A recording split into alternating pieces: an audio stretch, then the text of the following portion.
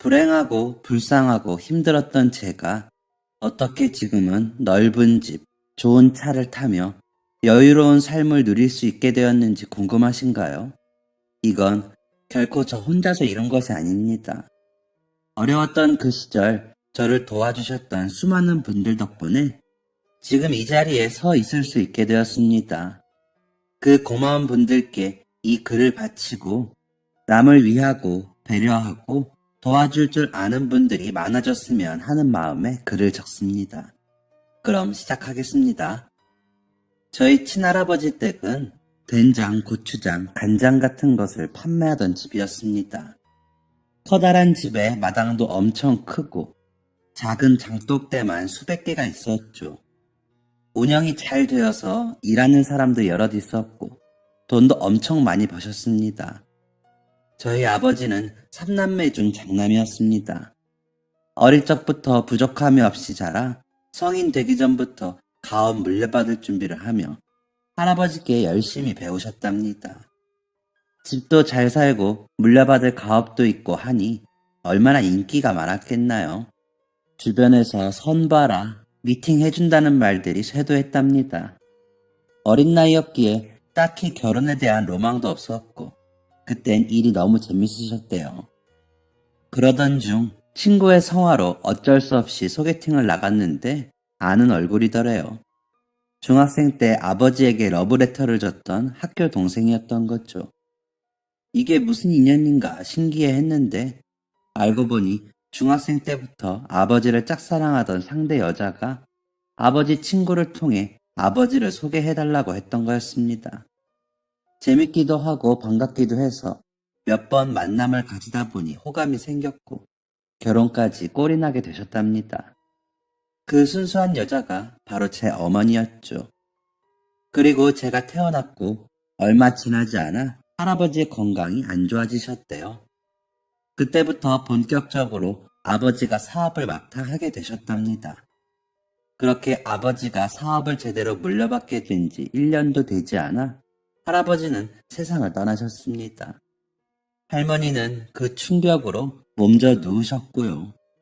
어린 나이에 사장이 되어서 그런지 직원들은 아버지를 사장 취급을 안 해주었고 거래처들도 아버지를 인정해주지 않으면서 사업이 조금 흔들리기 시작했대요. 그런데 어느 날 갑자기 세금 고지서가 날라왔답니다. 그것도 그 당시 돈으로 수천만 원의 세금이었죠. 이게 무슨 일인가 싶어서 그때 담당하던 세무사 찾아가니까 사무실이 텅 비어있더래요. 이게 무슨 일인가, 대체 어떻게 된 건가 하고 세무서도 가보고 국세청도 가보고 은행도 가보고 하셨답니다. 사건의 전말은 이렇게 된 거였습니다. 할아버지가 돌아가시고 아버지가 사업을 맡으면서 그 어수선한 틈을 타서 저지른 사기극이었습니다. 직원 한 명과 세무사가 짜고 친 판이었는데 세금만 그런 것이 아니라 회사 돈도 횡령을 어마어마하게 한 것이었습니다. 할아버지가 모으셨던 돈들로 세금은 얼추 메꾸어졌는데 모조리 빼간 회사 돈은 어떻게 할 도리가 없었습니다. 당장 직원들 월급도 줄 수 없는 처지에 놓이게 된 거였죠. 당연하게도 직원들은 모두 그만두었고 그동안 일한 월급을 주지 않으면 신고하겠다고 했습니다. 가게 운영이 중단되면서 거래처에서 선납했던 돈들도 모두 돌려줘야 했었죠. 결국 아버지는 그 큰 집을 팔게 되었고 빚더미에 앉게 되었습니다. 주택가에 있는 단층짜리 작은 집을 하나 구해 들어가 살림을 꾸리셨대요. 저와 편찮으신 할머니, 어머니, 그리고 제 동생 둘까지요. 6식구가 살기엔 비좁은 집이었답니다. 이전과는 확연하게 차이나는 힘든 환경이었죠. 그래서였겠죠. 어머니가 도망친 건. 그 좁은 집으로 들어간 지 한 달째 되던 날 어머니는 말도 소리도 없이 사라지셨습니다. 어머니를 원망하지 않습니다. 아버지도 어머니를 원망하지 않으셨고요. 아픈 시어머니를 부양하며 아이 셋을 키우는데 돈도 없으니 그럴 만한 상황이었으니까요. 원망은 하지 않지만 밉긴 하네요. 아버지는 갑자기 살림에 육아에 병간호에 일까지 해야 하는 상황에 놓여졌습니다. 정말 막막하고 답이 없는 상황이었죠. 아버지는 긴 고민 끝에 결국 할머니를 요양병원에 보내시게 됩니다. 당신이 짐이 될까 염려되신 할머니가 먼저 가겠다고 하시긴 했지만 아버지는 큰 죄책감을 느끼셨습니다. 할머니를 보내시고 집에서 혼자 우시던 아버지가 생각이 납니다. 그때 제 나이 7살, 동생들은 4살, 3살이었습니다. 아버지는 저희 3남매를 위해 밤낮 없이 일하셨습니다. 평생 부잣집 도련님으로 살던 아버지가 하실 수 있는 건 거의 없었습니다. 사업했던 사람이라고 해서 누가 덜컥 사업 자금을 대주는 것도 아니었고 사장 자리를 내어주는 것도 아니었으니까요.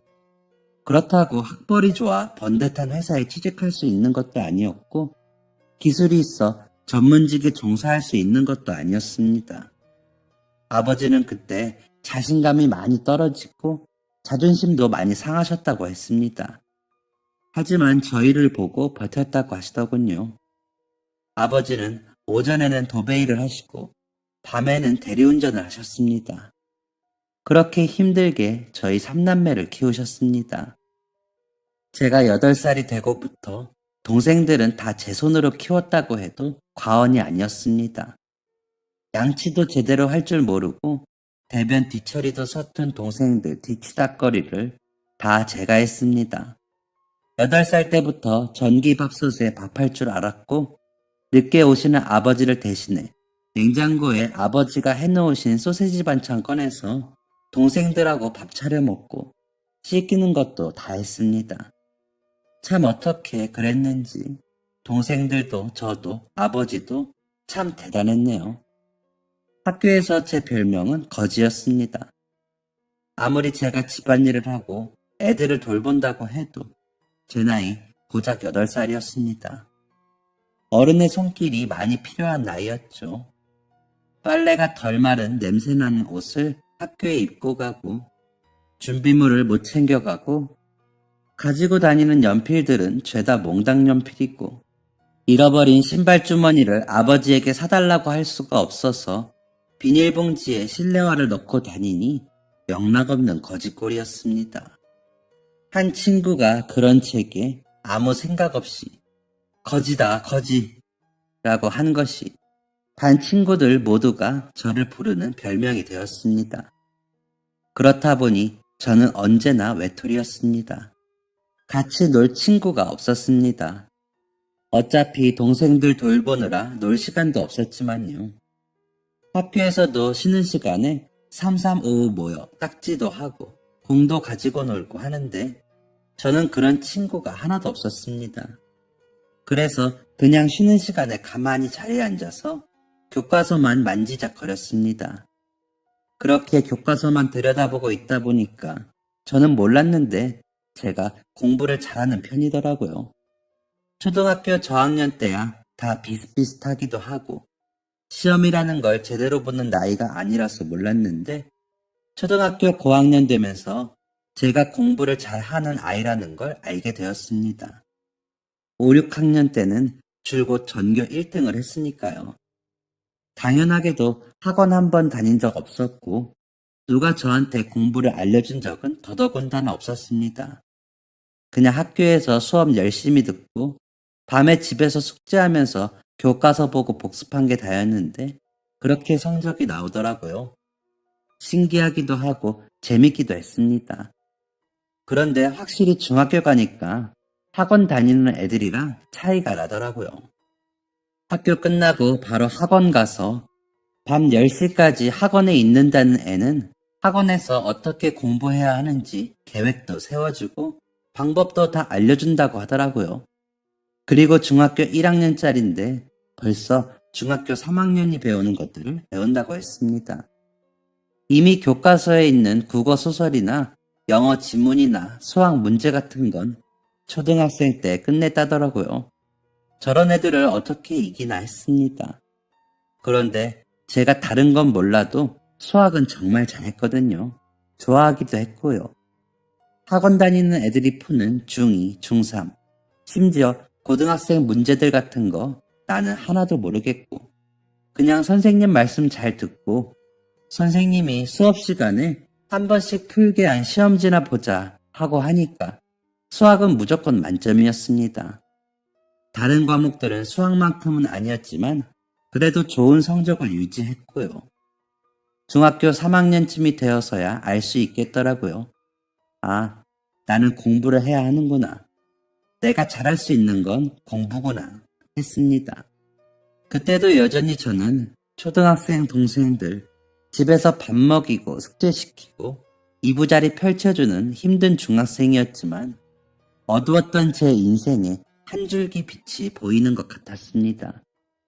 인문계에 진학해서 좋은 성적 유지하고 대학교까지 가는 게 제 목표였죠. 그동안 꿈도 장래 희망도 없던 제게 꿈이 생긴 순간이었습니다. 민우야, 고등학교 공고 가는 게 어떻겠냐? 네? 아버지, 왜요? 공업고등학교 가서 기술 배우면 졸업 전에 취직할 수 있다더라. 아버지가 살아보니까 기술을 배워야겠더라. 그만한 게 없어. 네? 아버지, 저 일반 고등학교 가서 공부할 거예요. 대학도 갈 거고요. 저 공부 잘하는 거 아시잖아요, 아버지. 알지, 아는데. 아버지가 너 학원 보내줄 형편도 안 되는데 네 친구들은 다 학원이며 과외며 할 거 아니냐. 누군 벌써부터 외국도 간다더라. 지금이야 어리니까 비슷비슷한 거지. 고등학교 가서 대학 준비하면 그게 지금 같겠어? 그러니까 아버지 말대로 기술 배우면 너도 나중에 편할 거다 이거지. 공부는 언제든 나중에 할 수 있고. 그땐 정말 너무 속상했습니다. 드디어 꿈이 생겼는데 내가 잘하는 게 뭔지 알게 되었는데 그걸 하지 말라는 거잖아요. 지금 와서 생각해보면 아버지가 절 생각해서 당신처럼은 안 되기를 바라는 마음에 그러셨다는 걸 알지만 그땐 아버지가 밉기만 했습니다. 일단 아버지께는 알겠다고 했지만 계속 마음이 찝찝하더라고요. 정말 아버지 말대로 해도 되는 건지, 그럼 나중에 정말 편할지 고민이 많이 되었습니다. 그 고민 끝에 저는 에라 모르겠다 하고 일반 고등학교에 지원했습니다. 아버지가 그 사실을 알고 많이 속상해 하셨지만요. 민우야, 너 어쩌려고? 아버지 말대로 하지 그랬니? 아버지, 저 잘할 수 있어요. 학원 다니고 과외하고 유학 가는 애들보다 더 열심히 할게요. 그러니까 믿어주세요. 요즘 가정 형편 어려운 사람들은 대학 국가 장학금도 잘 나온대요. 등록금 문제로 속썩이지 않을게요. 그러니까 아버지, 저 한 번만 믿어주세요. 네? 아버지는 짧은 한숨과 함께 어쩔 수 없다는 듯 고개를 저으셨습니다. 그래, 이미 엎질러진 물이니 내가 어쩌겠냐. 잘해봐라 민우야. 이왕 이렇게 된 거 아버지도 최선을 다해 도울 테니. 정말요? 정말이죠? 감사합니다 아버지. 정말 신이 났습니다. 고등학교 가면 분명 더 열심히 학원 다니고 과외하는 애들이 널려 있겠지만 이만한 자신감이라면 그 누구든 이길 수 있을 것 같았습니다. 너무 무모한 생각이었겠죠. 저는 고등학교 1학년 중간고사에서 반 10등을 하게 됩니다. 30명 중에요. 그냥 딱 중간이라고 할 수 있었죠. 저는 큰 충격을 받았습니다. 어떻게 해야 따라갈 수 있을까 고민이 되었습니다. 다른 친구들처럼 유능한 선생님들께 받은 기출문제도 없고 요령도 없던 저는 무식하게 공부를 했습니다. 중간고사 끝나고부터 맨날 코피 흘리며 밤을 새우면서까지 공부를 했습니다. 그 결과 기말고사에서 반 4등을 했습니다. 아버지는 잘했다고 하셨지만 저는 만족스럽지 않았습니다. 남들보다 몇 배로 노력했는데 왜 안 되는 걸까? 역시 학원을 다녀야 하나 고민하던 찰나였습니다. 터덜터덜 집에 걸어가고 있는데 동네에 있는 작은 학원에서 방학에 무료 특강을 한다고 하더라고요. 무료라는 말에 홀린 듯이 학원에 들어가 봤습니다. 선한 인상의 원장님께서 종이 한 장을 내미시더라고요. 특강에 대한 설명이었습니다. 방학 기간 중 한 달 동안 중고생들 대상으로 무료 특강을 할 계획이라고 적혀 있었습니다. 따로 지불할 돈은 없고 문제집 몇 권 사가기만 하면 되는 것이었습니다. 게다가 특강을 해주는 사람들은 우리나라에서 손에 꼽히는 대학교에 다니는 혹은 다녔던 사람들이었고요. 기꺼이 재능 기부를 해주는 그 사람들은 대학교 봉사 동아리인데 포트폴리오도 쌓고 경력도 쌓을 겸 수업을 해준다는 겁니다. 집에 가면서 원장님이 주신 A4 용지를 정독하다가 마지막에 선착순 마감이라는 말을 듣고 다시 그 학원으로 뛰어갔습니다. 바로 신청을 했죠. 작은 학원이라 그런지 소수의 인원으로 수업이 진행되었습니다. 저랑 동갑인 고등학교 1학년 학생은 5명 정도뿐이었습니다. 전문 강사도 아닌데 수업을 잘할까? 괜히 시간만 날리는 건 아닐까 걱정했는데 예상외로 수업은 정말 재밌었습니다. 특히 제가 좋아하는 수학 수업이 정말 유익하고 재밌더라고요.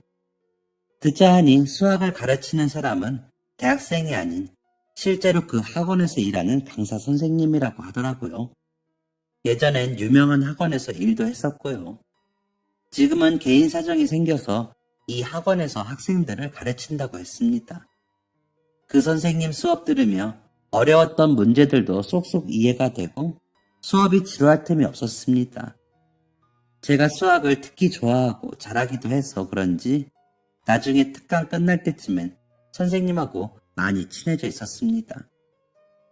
얘들아, 덥지? 선생님이 아이스크림 쏠게. 우와, 선생님 최고예요. 아이스크림을 쪽쪽 먹으며 잠깐의 자유시간을 가지게 되었습니다.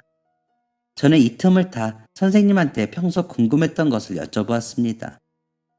선생님 하면 재밌어요? 재미? 응, 재밌지. 왜? 민우 선생님 하려고? 아직 잘 모르겠어요. 학교 선생님은 별로 하고 싶지 않은데 선생님 같은 학원 선생님은 재밌을 것 같아요. 학원 선생님 재밌지? 돈도 잘 벌고. 돈 잘 벌어요? 직장인처럼 월급 받는 거 아니에요? 민우야, 어떤 직업이든 마찬가지겠지만 특히 이쪽은 경력, 실력을 엄청 잘 쳐주는 분야야. 너 강남에 학원 엄청 몰려있는 곳 알지? 네, 들어봤어요. 거기에 있는 선생님들은 정말 돈을 억소리나게 벌어. 대단하지? 억이요? 선생님, 진짜 뻥치지 마요. 엥? 왜 뻥이라고 생각해? 진짜야. 선생님이 거기 있다가 왔잖아. 정말요? 그래. 선생님이 지금 건강도 안 좋아지고 집안 사정도 있고 여러모로 문제가 있어서 여기 있는데 거기 있을 땐 돈도 많이 벌고 인정도 많이 받았어. 우와. 민우는 이해력도 빠르고 머리도 좋아서 충분히 할 수 있을 거야. 모르는 문제 있으면 언제든 선생님 찾아와. 선생님이 우리 민우는 공짜로 알려줄게. 그땐 선생님의 말이 긴가민가 했습니다. 억소리나게 번다니 그건 정말 제가 모르는 세계였거든요. 아무튼 그 이후 특강이 끝났고 원장님이 아이들 하나하나 학원을 계속 다닐 거냐 하는 영업을 했지만 저는 당연히 돈이 없어서 다니지 못했습니다. 하지만 수학 선생님과의 인연은 끝난 게 아니었죠. 그 이후에도 모르는 문제가 있거나 진로에 대해 고민이 생기면 선생님을 찾아갔었죠. 저는 특강 후 눈에 띄게 성적이 좋아졌습니다. 수학보다 부진했던 과목들도 성적을 올릴 수 있었고 2학기 중간고사에선 반 2등, 기말고사에선 전교 3등을 했습니다. 2학년 때는 전교 1등, 2등 왔다 갔다 했습니다. 학교 선생님들은 의대를 권했지만 제가 사람을 살릴 용기는 없었거든요. 피도 무섭고요. 그래서 저는 학원 강사 할 거라고 당당하게 말하고 다녔습니다. 물론 그런 말을 좋아하는 학교 선생님은 안 계셨지만요. 아무튼 그렇게 내배고 다닌 말이 있어서인지 저는 고등학교 3학년 1학기가 끝나고 당당하게 수학과 수시 합격을 했습니다.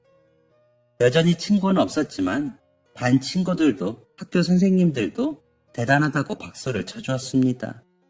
어떻게 학원 한번 안 다니고 그럴 수가 있냐고 대단하다고 해주었죠.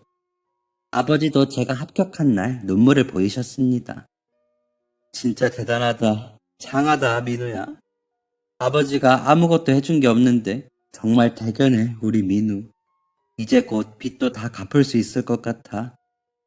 민우야, 동생들이랑 집은 걱정하지 말고 너는 너 하고 싶은 거 하거라. 알겠지? 네, 아버지. 감사해요. 아버지가 저희 위해 열심히 일해주시지 않았다면 저 합격 못했을 거예요. 감사합니다, 아버지. 동생들도 오빠 최고라고, 형 최고라고 하며 자기들이 더 신나했습니다. 그리고 이 기쁨을 같이 나눌 또 한 사람이 있었습니다. 바로 학원 수학 선생님이셨죠. 고3 되고 학교 야자를 신청했어서 한동안 못 배웠었거든요. 이 기쁜 사실도 알리고 수능 어떻게 준비해야 하는지 상담받으러 학원에 찾아갔습니다. 좋은 대학교들은 수시 합격해도 수능 최저 등급을 맞춰야 최종적으로 합격이 되는 거였거든요. 학원에 찾아가서 교실 4군데를 돌아보는데 어디에도 수학 선생님이 안 계시더라고요. 사무실에도 마찬가지였고요. 평소 원장님하고 자주 봤었던지라 원장님께 가서 여쭤봤습니다. 안녕하세요, 원장님. 수학 선생님 어디 계세요? 아, 민우 언니. 수학 선생님.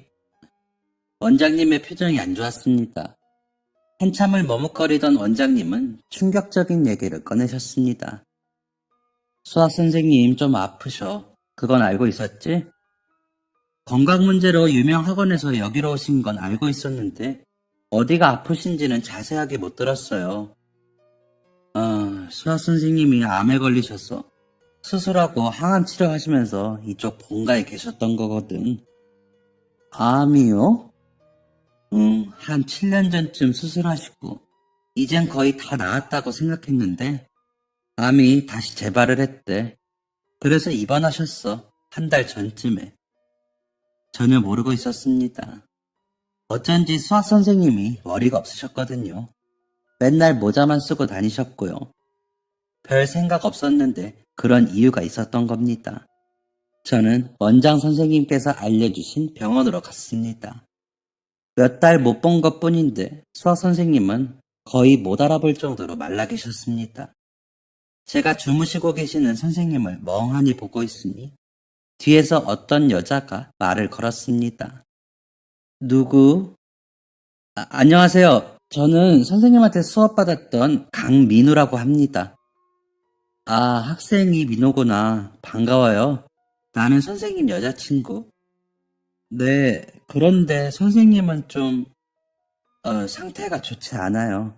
암이 빠르게 퍼지고 있고 많이 고통스러워해서 진통제 맞고 잠자고 있는 중이에요. 그렇구나. 선생님이 민호 학생 얘기 많이 했어요. 공부도 잘하고 착하다고. 나중에 유명한 강사가 될 것 같다고요. 정말요? 네, 선생님이 민호 학생 많이 도와주고 싶어 했어요. 지금은 그러지 못하는 상황이 되었지만요. 선생님 보고 싶으면 언제든지 와요. 깨어있을 때 오면 더 좋겠다. 네, 감사합니다. 저는 터덜터덜 병원에서 나왔습니다. 항상 웃는 모습만 보여주던 선생님이었는데 그런 아픔이 있었다니, 그러면서도 저를 도와주려고 애쓰셨다니 눈물이 나오더라고요.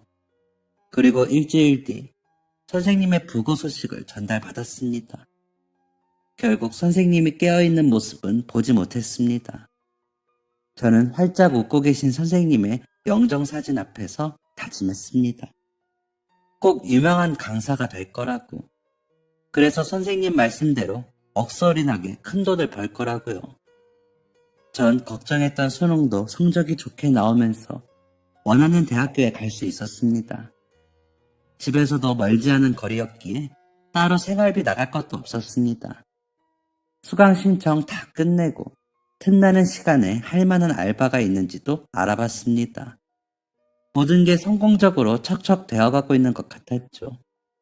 드디어 대학교 첫 수업이 시작되었고 오리엔테이션을 가장한 술자리도 즐겨보고 숙취를 이겨내며 강의도 듣고 동기 대리 출첵도 하며 꿈꾸던 대학교 생활이 시작되었습니다. 딱 2주. 딱 2주 동안 저는 그런 황홀한 꿈을 꾸었습니다. 그날은 학교 수업 끝내고 집에 와서 동생들 숙제를 봐주고 있었습니다. 집 전화가 울렸습니다. 전화 올 사람이 없는데 누구지? 아버지인가? 하고 수화기를 들었습니다.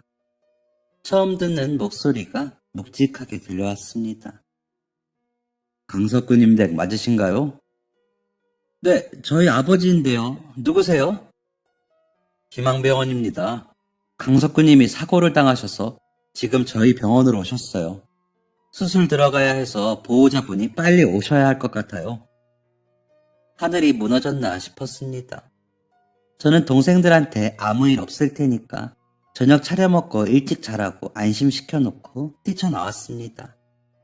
평소에 비싸서 택시는 절대 타지 않는데 어쩔 수 없었습니다.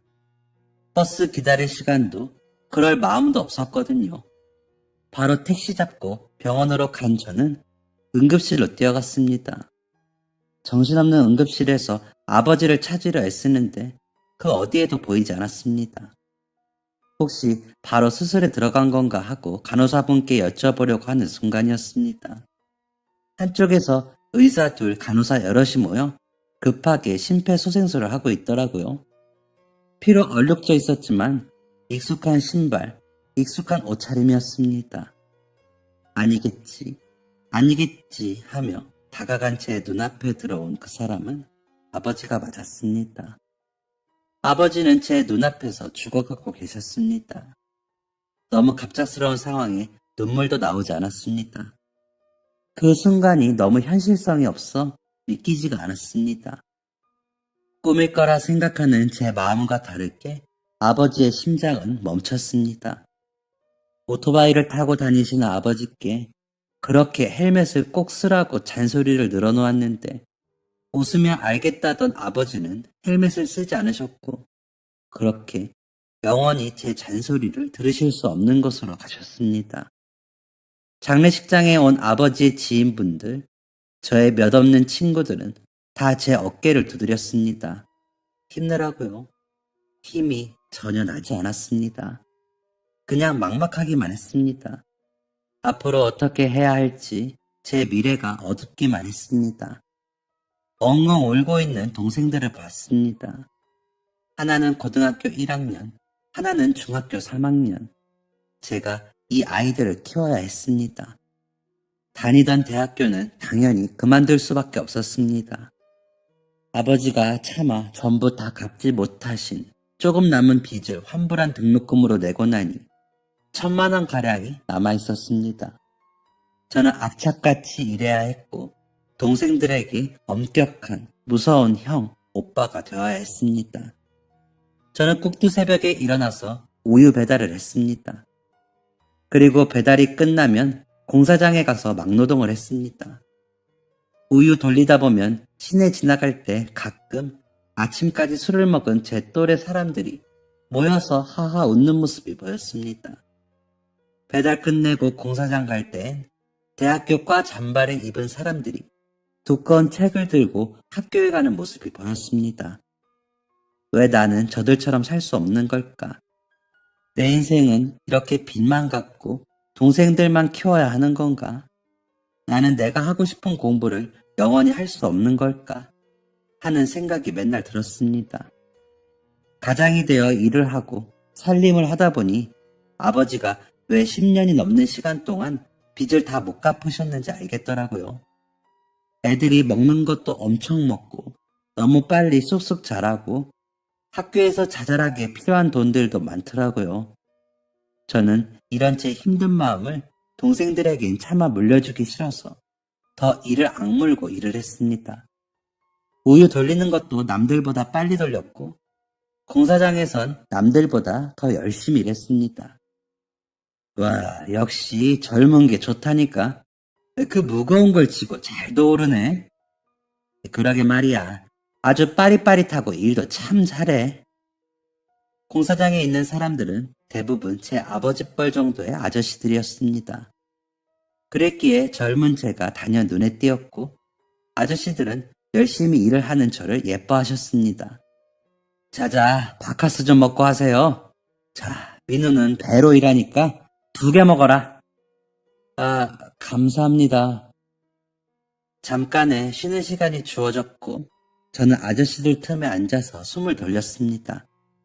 아저씨들은 궁금증 가득한 눈으로 취조 아닌 취조를 시작하셨습니다.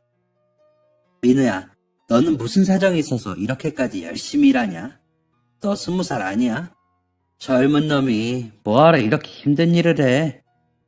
그래, 우리 할 줄 아는 것도 없고 이게 업이라고 하지만 너는 사지 멀쩡하고 창창한 20살이잖아. 무슨 사정이 있는 거야? 무슨 사정이 있냐는 아저씨의 물음에 다른 아저씨들이 동요하듯 고개를 끄덕였습니다. 그리고 아까보다 좀 더 걱정 어린 눈빛으로 저를 가만히 쳐다보셨습니다. 저 사실은 제가 부모님이 안 계셔요. 동생이 둘이 있고 아버지가 돌아가신 지 얼마 안 되었고 집에 빚도 있어서 제가 애들을 키워야 해요. 그래서 다니던 대학교도 그만두고 일하는 거예요. 원래 꿈이 수학 강사였거든요. 지금은 이룰 수 없는 꿈이 되었지만요.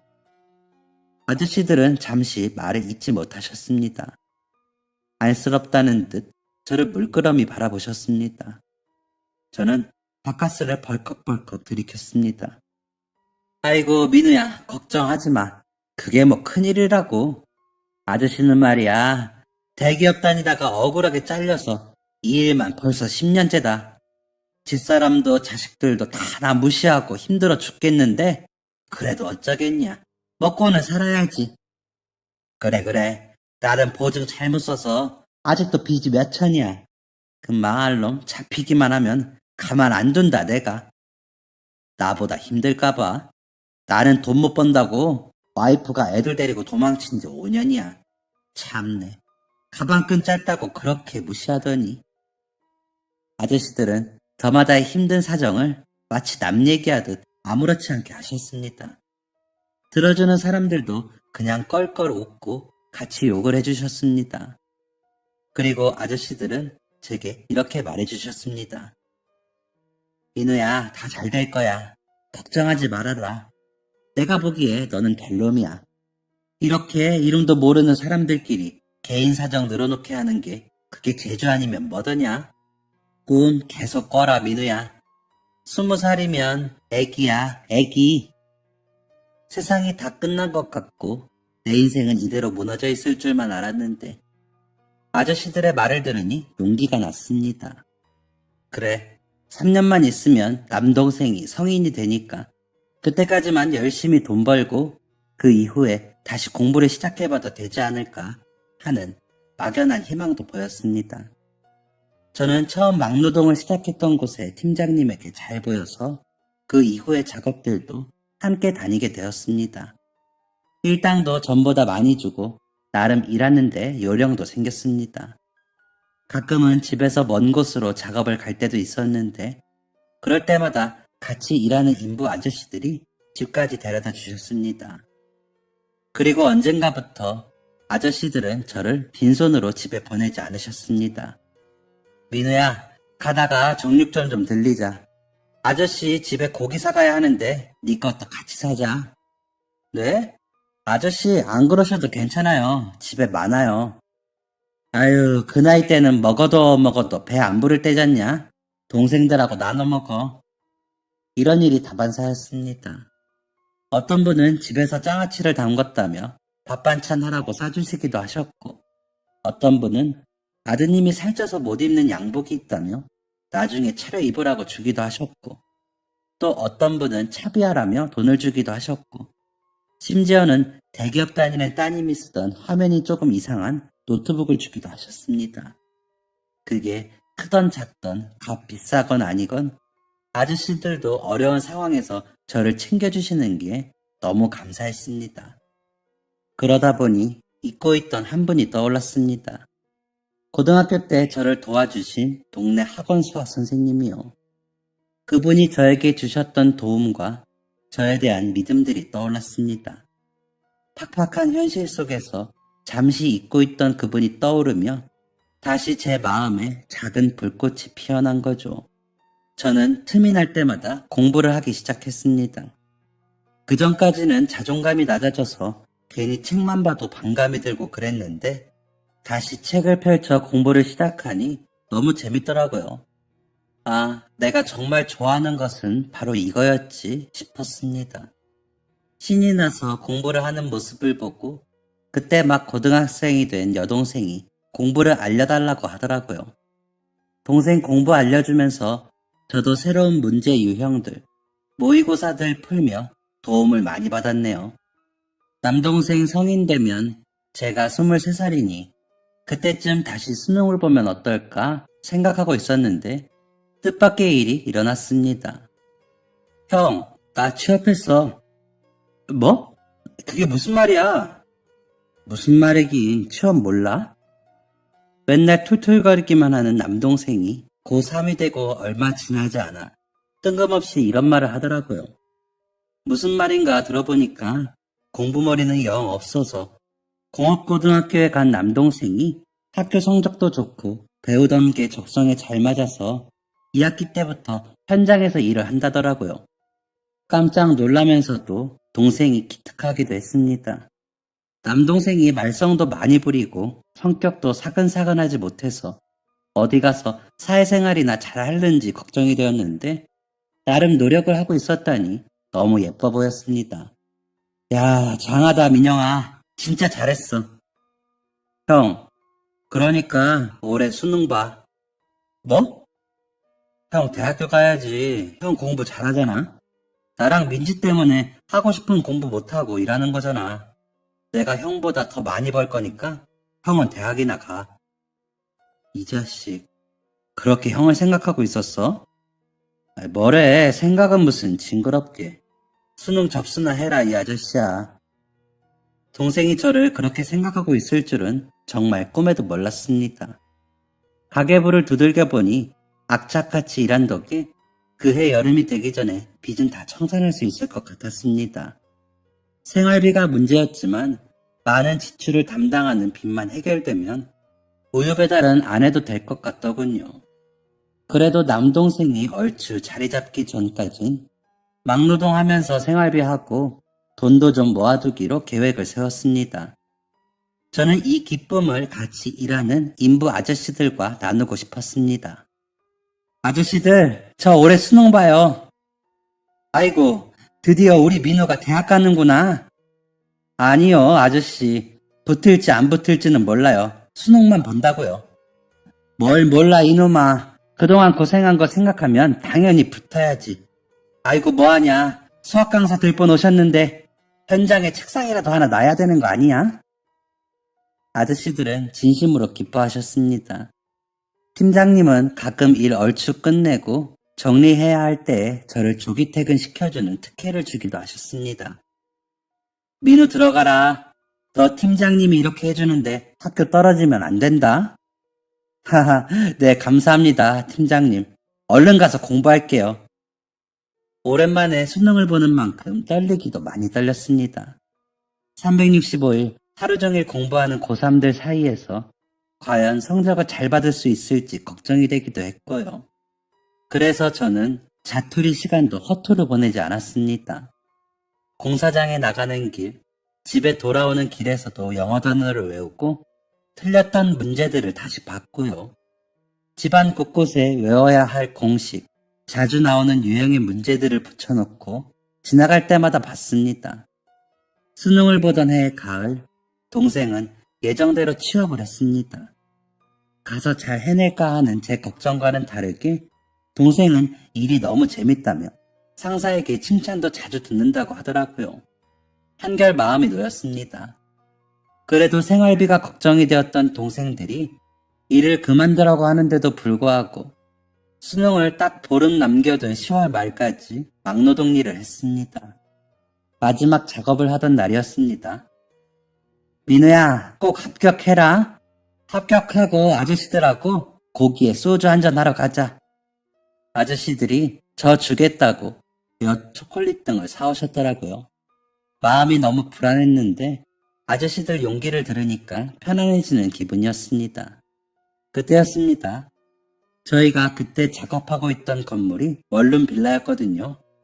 거기가 여대 근처에 있던 곳이라서 대학생들 상대로 할 원룸 8채 들어가는 건물을 짓고 있었는데 법인 건물은 아니었고 원래 거기 있던 주택 주인이시던 할머니가 지으시는 거였습니다. 할머니가 가끔 오셔서 저희 아이스크림도 사주시고 라면도 사주시고 하셨거든요. 대부분은 할머니 아드님께서 와서 보셨고요. 그런데 그 할머니께서 저희 쪽으로 뚜벅뚜벅 걸어오시는 겁니다. 학생이 민우? 아, 네, 강민우라고 합니다. 그런데 무슨 일로? 할머니께서 대뜸 고급스러운 화과자, 양갱 세트를 내미셨습니다. 처음엔 그게 화과자인지도 몰랐습니다. 먹어봤어야 알죠. 저는 이게 무슨 일인가 싶어서 일단 받아들었습니다. 네, 팀장님한테 얘기 들었어요. 이번에 대학 시험 친다고? 아, 네네, 맞습니다. 등록금은 있고, 듣자 하니 동생들이랑 힘들게 산다던데. 나라에서 조금 지원해 주더라고요. 요즘 학자금 대출도 잘 되어 있고, 학교 다니면서 일도 하려고 합니다. 학생이 학교 다니면서 일은 무슨? 등록금 내가 대줄게요. 네? 거기 있던 모두가 놀랐습니다. 잘못 들은 건가 싶었습니다. 그렇지 않고서야 알지도 못하는 사람 대학교 등록금을 대주는 게 이상하잖아요. 나도 힘들게 살았어요. 우리 아저씨랑 판잣집에서 어렵게 살았어. 그냥 내가 도와주고 싶어서 그래요. 아니요. 그래도 이건 너무 괜찮은데요, 어르신. 내가 그냥 준다는 거 아니고 나중에 우리 손주 과외나 해줘요. 그 과외비 미리 받는다 생각하고. 요즘 과외 비싸지 않나? 우리 손주가 이제 중학생인데 공부를 너무 안 해서 큰일이야. 그러니까 민호군이 좀 봐줘요. 알겠죠? 아, 네. 과외 해주는 건 할 수 있는데 저 등록금은 좀 그냥 받아줘요. 어차피 쓸 데도 없어서 어디 기부나 할까 했는데 잘 됐구만. 허튼 데 쓰일 일도 없고. 네? 그렇게 저는 등록금 전액을 할머니께 도움받았습니다. 누가 보면 염치 없다고 할 수 있는데 제가 한사코 거부하던 걸 할머니께서 그런 무이자 대출이다 생각하고 빌려가라고 하시더라고요. 그제서야 제가 승낙해서 거래 아닌 거래가 성사된 것이었습니다. 많은 사람 응원받으며 일 그만둔 것도 진짜 복이라고 생각했는데 수능 보는 날 진짜 감격스러운 일이 있었습니다. 시험장 가려고 집에서 나왔는데 같이 일했던 인부 아저씨들이 저희 집 앞에 계시더라고요. 민우야, 아저씨 오토바이 타. 가자. 수험표는 챙겼어? 무슨 사인펜인가 그것도 챙겨야 한다는데 챙겼고. 아저씨가 걱정이 돼서 잠을 못 잤다 임마. 혹시나 제가 시험장에 늦기라도 할까봐 뭐라도 빠뜨릴까봐 그 아침에 저를 데리러 아저씨들이 오셨던 겁니다.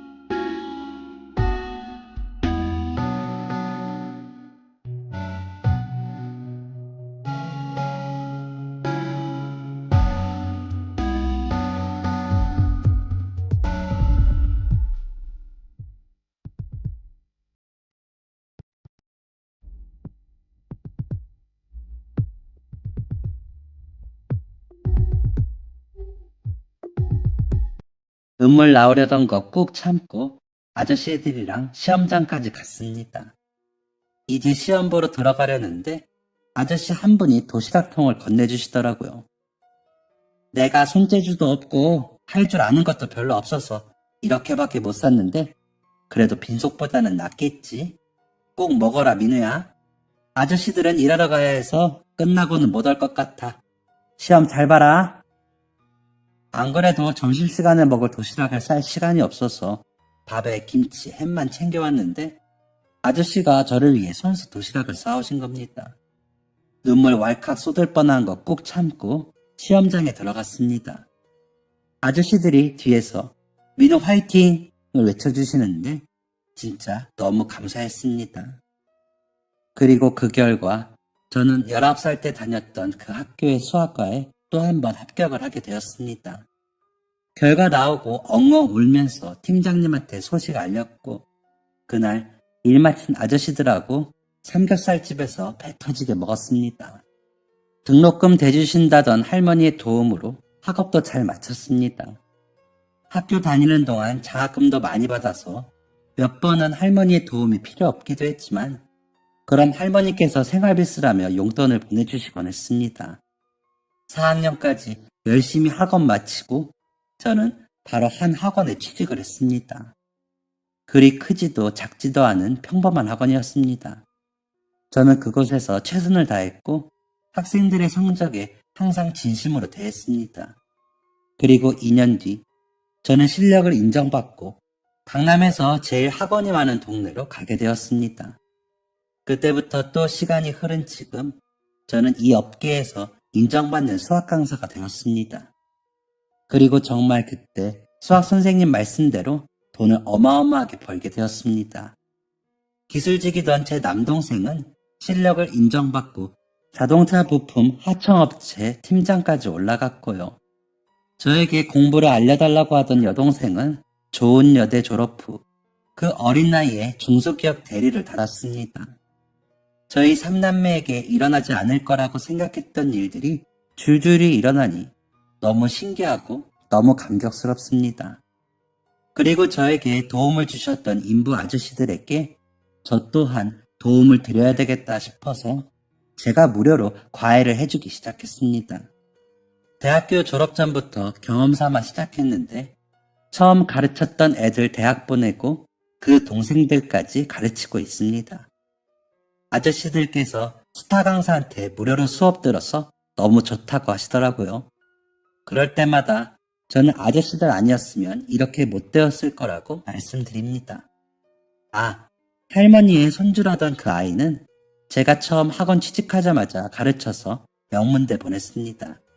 그리고 지금은 할머니의 다른 손주들도 가르치고 있습니다. 거봐, 민우군. 내가 뭘 했어? 과외비 미리 받는다고 생각하랬지? 그런데 이걸 어쩌나. 이미 과외비는 다 메꿨는데 다음 달부터는 과외비 받아가. 지난번에 할머니가 이렇게 말씀하시더라고요. 이젠 힘든 상황도 아니고 하니 이번엔 절대 안 받으려고 합니다. 제가 살면서 많은 어른들한테 외면을 받았고 또래 친구들한테도 따돌림을 당하며 살아왔습니다. 그래서 사람에 대한 믿음도 적고 반감이 들었었는데 인부 아저씨들 만나면서 그게 많이 좋아졌습니다.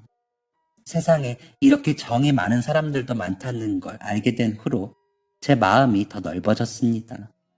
저는 아저씨, 할머니의 아이들 외에도 가끔 무료 강의를 나갑니다. 대상은 보육원에 있는 아이들일 때도 있고 지방에 있는 작은 공부방이기도 합니다. 저는 앞으로도 제 재능 기부를 꾸준히 할 생각입니다. 제게 도움을 주셨던 수학 선생님이 그랬던 것처럼 말이죠.